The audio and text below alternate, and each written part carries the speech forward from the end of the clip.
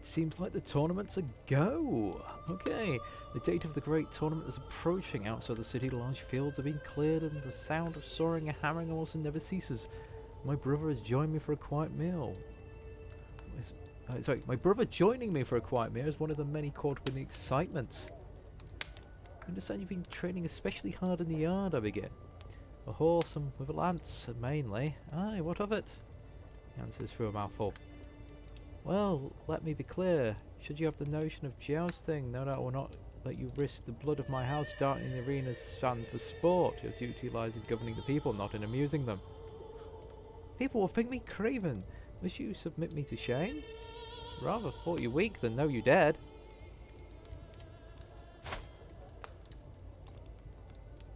You forbid him from entering the lists. Well, that's fair. I mean, that's a very interesting event. I guess it's... So he's no longer fond of me. But he's unlanded in the middle of nowhere. And yet more for the tournament. So I accompany my former steward and marshal to the site of the upcoming tournament for a final inspection. A large stand consisting of 2 half circles surrounding tilting grounds. Colourful awnings cover wealthier seats. Suspended flower biscuits fill the air with their perfume. Pleased, I see all the signs of the recent frantic building activity has disappeared. The grounds are pristine. Also, the city walls additional accommodation is provided for the lower town as it's overflowing spectators and merchants from near and far.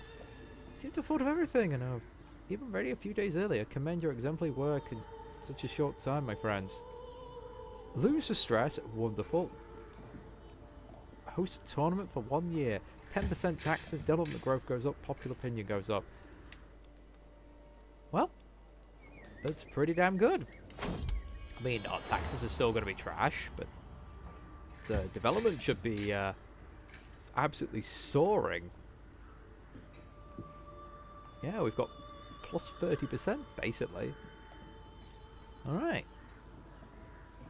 Take my seat on the high dais of the stage, thankfully supplied with plush cushions and well-stocked food and drink. Harold walks politely to the centre of the arena before climbing a few steps to the painted platform that will be removed once the contest begins. This day arises a great and beautiful feast.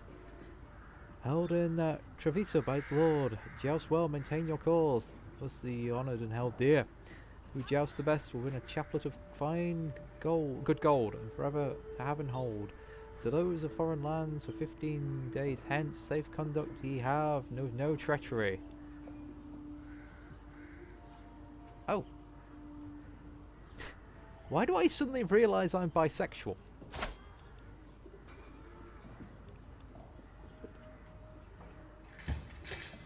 What? Oh well.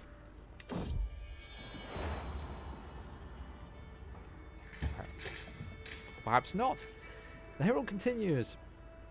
Now there may be those who wield the lance and who manoeuvre skillfully to gain love's favour. These shall have praise and fair looks. Love who wavers not a flame for a queen dressed like an angel, damsel of body light some and fine. Her secret name is now revealed. All eyes turn to me as it is time to appoint the queen of the gallantry. Woman in honour all week's events will be held. Okay, my wife. Oh.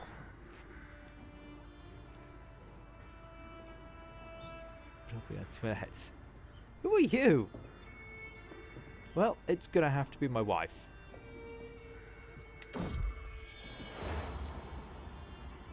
First day of the jousting event. The first day of the jousting competition is coming to a close. The field has been narrowed to only 4 contestants. Tomorrow morning's tilts will first see. Oh, a traveller from afar, it seems. Oh no, he's my champion. It's one of the chaps who burned up. Against this gentleman here. Followed by one of the barons. Alright. Very exciting. I agree to that. Now, do I keep you here or do I eat you? That's what I want to know of him.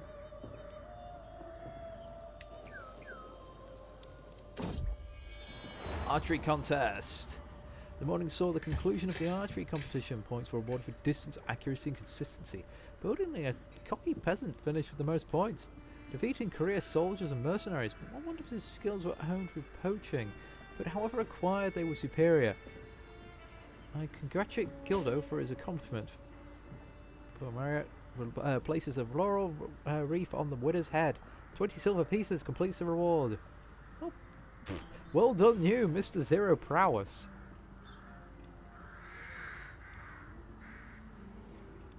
Well done indeed, sir.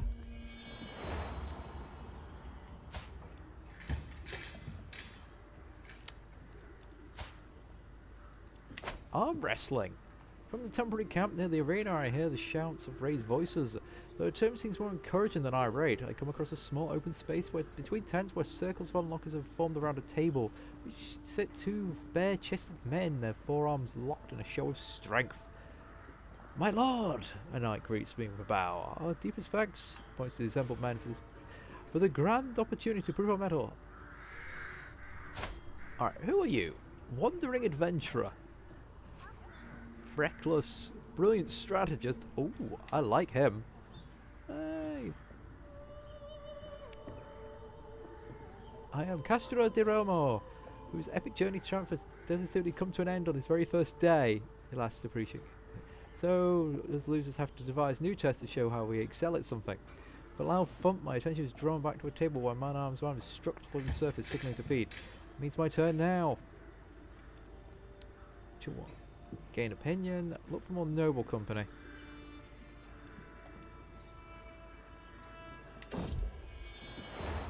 I think I'll hang around with the losers. It'll be quite fun. Second day of jousting. Only 2 contestants remain. Well, I thought he'd win. Ooh. Tomorrow's finale. I like this event. It's really good. The melee. A lot of people forget about this one. Trumpets sound and heralds announce the rival contestants for the foot melee, a grand chaotic battle with 2 sides with 50 tourniers each. Yeah, it's pretty much a battle where you all go all out. Armed with blunted swords and hammers, the tourniers arrange themselves as they would go for battle. Behind a strong rope, each group of 50 opposing end of the field. In a few minutes, officials will cut the cord holding the teams back and the fight will begin. At the back of each side, one man holds the the pennant of his side. I notice the right hand banner bears a countess. Okay. Are these your men? I ask in surprise. Indeed they are. When the tournament was announced, I wrote to your marshal and asked what assistance I might provide. We gradually agreed I would field 1 melee team. It's good practice for the men and enjoying a few weeks on the road. That's nice. She gains an opinion. The melee. Do you wish to sit here? I offer to my wife. I think you'll get a better view of the mad rush below. Thank you, I would. As much as I like the pageantry of the jousting, I find something exhilarating in the raw chaos of melee, the close quarters, the intensity of knowing you may die if you do not strike first. Look at her with some surprise. She laughs. Do you think no woman can understand the passions of war? Come, sit closer. Melee ends. God, perhaps 20 of the original 100 men remain in some kind of fighting form. Swords are swung with far less strength, and they have far longer pauses in the combat as each tourneys catch their breath. The officials nod, the heralds sound the end of the melee. The winning side still fields a dozen men. By my count, the countess is 7. Good show from all sides. Yes, this is one of the reasons the melee was eventually banned or organised into smaller groups, because it would actually result in a number of quite serious injuries and deaths. The Melee Award. In anticipation of the upcoming Chives final, the crowd have returned to the arena, filling the stands to capacity and then some. First match award the Melee Prize. I come forward the captain of the winning side, who looks a little worse for wear from the day's fighting. They join me and Mariette at the centre of the jousting circle. Loud I declare that I congratulate the winning side, whose tireless exertions today have earned them great glory and renown. I present to you here a captain, a purse of 100 silver pieces, 2 for each man. At this, the fighters from the winning team still hell enough to cheer. Oh, sorry, to attend, cheer ferociously. Okay, Oh, and he gets a fine red cape. Cheers to the winners at the jousting final. Now, betting is a sin. It's fine. At last we come to the main event of the tournament, the last tilt of jousting with only 2 nights remaining. So, we have Domitus, bedecked in his family colours, astride a beautiful white horse, patient to prove his mettle. The other end, Baron Safino is sitting atop of a black horse, pacing with nervous energy. Now, this is going to be close. It's only going to be by 1, I think. But I am going to choose my champion. As Anne approaches me, if I wish to add a little bet. And the 2 nights are off.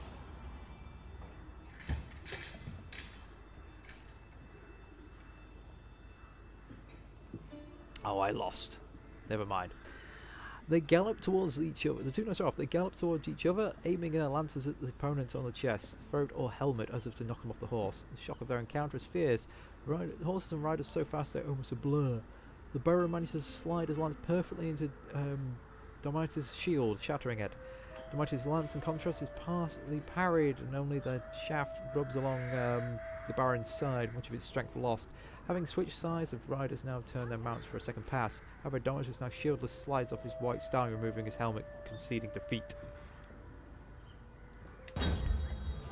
Final banquet! What a week! Thousands of folks descended on Treviso, made the tournament a success that was sung out for generations. The banquet hall is now crammed full of guests from near and far. Far and near, sorry. The conversation is drowning in the minstrel's music, and as I rise from my central seat and gesture for the Queen of Gandry, ruin quietens. Please come forward, Baron, and claim your well-earned prize. Declares my wife. The Baron makes his way from the far end of the hall, kneels before the Queen of Gallantry. You have won the lasting honour for all time, for yourself and all your line. Rivals valiant and worthy of bested until you alone amongst the courageous still stood undefeated. As one of my very own knights, you have done Allah proud. Receive this wreath of golden leaves, all remember your deeds. The elegant headpiece is now placed on his brow. He rises and awkwardly clasps her hands. The crowd applauds and cheers. As the clamour subsided, I thank the assembled dignitaries before with a clap of hands signalling for the end of the strait of food to arrive. 10% chance of gaining a point of diplomacy. Yes! Fantastic! The tournament ends. The main part of the meal done. Half the tables and tassels are hurried out. Hurriedly taken out of the great hall to make room for dancing. Minstrels who have been playing quietly from the galley above recloak closer to the guests as our music takes centre stage. Freed from the normal setting by seat, rank and station, the guests start gravitating towards those who share their age and interests. Nearby by the fire, Michigan and the Marshal engage in conversation with Gildo, the archery competition window, involving a lot of gesturing and magic bows aiming at hanging chandeliers. Along one wall sit some of the injured men from the melee, some with slings around their shoulders, other with a sore leg on a stool. I'm heartened to see a jovial fellow from the opposing team bring a pitcher of ale to those who hobble to fetch it themselves. There's certain military camaraderie amongst transcends borders. Turning back towards the light and music, I see several couples sitting sort of a spirited rondel. Perhaps a year from this day we should be at war, but for tonight at least the festive spirit unites us, whether Italian or outsider. On the edge of the dance floor, the Baron is holding an informal court of his own, regaling his rapt audience with advice on how to become the next jousting champion, should anyone have the courage to challenge his title. I observe that my brother is one of those swept away by the tantalize of promise and fame and renown. I only hope that he soon realises that the favour of the crowns is only a inferior reward. All is well tonight. And we've got rid of all that stress. We've got a point of diplomacy, which is fantastic. I mean, that was unexpected. Ooh! And now what? The walls of Padua. Delegation from Palicua slowly files out of my private chambers. Our long meeting finally over. The petitioners beg for money to repair the crumbling walls of the holding and invoked my lordly duty to help them. I drum my fingers on the table, wondering if I have to send them funds. Good fortifications are hideously expensive. Of course, walls are crumbling. I might, but always existing strip into more personal matters. Money is for me. Crumbling walls. Yeah, that's pretty bad. Supervise personally. There's a lot of stress. Potentially botched. I mean, that would be amazing for 100 years if I was actually any decent at it. But I've got just under 50. I've got like a 50% chance of that cocking up. Now, let's just professionally build walls for 20 years, lose 50 gold, acceptable, gain a little bit of stewardship. And with that very, very long series of events, I am going to take a break. I know I've probably overrun this episode, but thank you as always for watching, and I will see you in a little while. I think I'm going to call it quits for today on Crusader Kings.